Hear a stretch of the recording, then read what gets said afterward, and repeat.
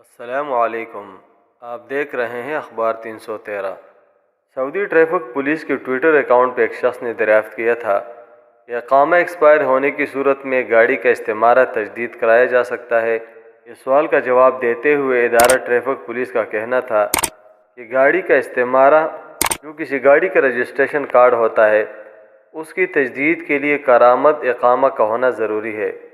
اقامہ تجدید کرانے کے بعد ہی گاڑی کا استعمارہ تجدید کرایا جا سکتا ہے۔ حرمین شریفین کی انتظامیہ ہر ممکن کوشش کر رہی ہے کہ وقت کی جدت کے ساتھ حرمین کے اندر بھی عمرہ زائرین اور حجاج کے لیے جدید تقاضوں سے ہم آہنگ ڈیجیٹل سسٹم بنایا جائے تاکہ ضیوف الرحمن کے لیے کسی قسم کی مشکلات نہ ہوں اور وہ تمام تر مناسک اور عبادات کے لیے اپنی بکنگ ڈیجیٹل طریقے سے کریں۔ اسی ضمن میں پہلے نسک ایپ کا اجرا کیا گیا اور اب حج کو مزید آسان بنانے کے لیے حرمین کی انتظامیہ مفت سمارٹ کارڈ شروع کرنے کا منصوبہ بنا رہی ہے، جس کی رونمائی حج 2023 کے ایکسپو میں کی جائے گی۔ اس کارڈ میں عازمین حج کے ذاتی معلومات ہوں گے اور اسے الیکٹرانک اپلیکیشن کے ساتھ منسلک کیا جائے گا۔ کارڈ کی ڈیولپمنٹ وزارت حج و عمرہ اوقاف کی جنرل اتھارٹی کے درمیان ایک معاہدے کے بعد ہوئی ہے۔ اس ڈیجیٹل سروس کی ابتدا پچھلے سال نسک ایپ سے کی گئی تھی۔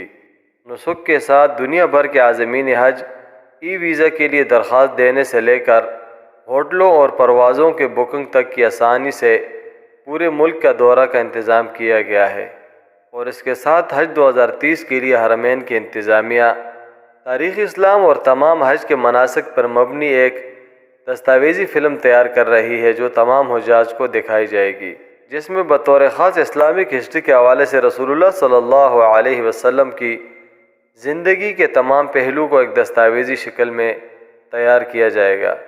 مملکت میں انسانیت کی جان، مال اور عزت کے تحفظ کا مضبوط ترین نیٹ ورک اور نظام موجود ہے۔